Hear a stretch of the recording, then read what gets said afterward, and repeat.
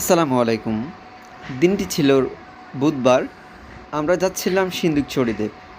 কিন্তু যাত্রাপথে বৃষ্টির কারণে আমাদের পথযাত্রা এই জায়গাটির মধ্যে নিস্তব্ধ হয়ে যায়।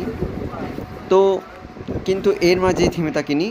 আমরা সেই কিছুটা পথ যাওয়ার পরেই আমরা একটি চায়ের দোকানে কিছুক্ষণ অ্যা চা'র মাঝেই বিলাসিতা ছিলাম।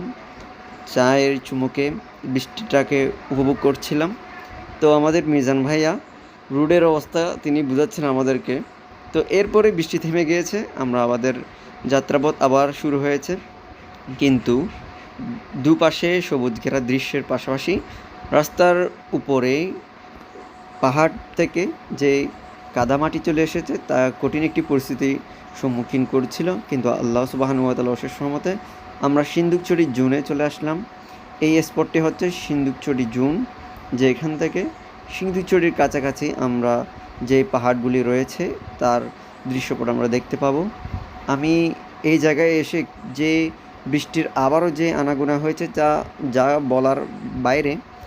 যাক, প্রায় আধ ঘন্টা ৪০ মিনিট এখানে অপেক্ষা করার পর আমরা সিন্দুকছড়ির যে সকল চওড়ামুখী পাহাড় রয়েছে সেখানে আমরা পৌঁছলাম। সেখান থেকে পাহাড়গুলির সাথে যে মেঘ ঘেঁষে যাচ্ছে সেই মেঘগুলি উপভোগ করলাম এবং দিন শেষে সন্ধ্যাখানেক কিছুক্ষণ পূর্বে আমরা বাড়ির দিকে ফিরলাম, যা আমাদেরকে নতুন একটি আনন্দের মুহূর্ত তৈরি করেছিল।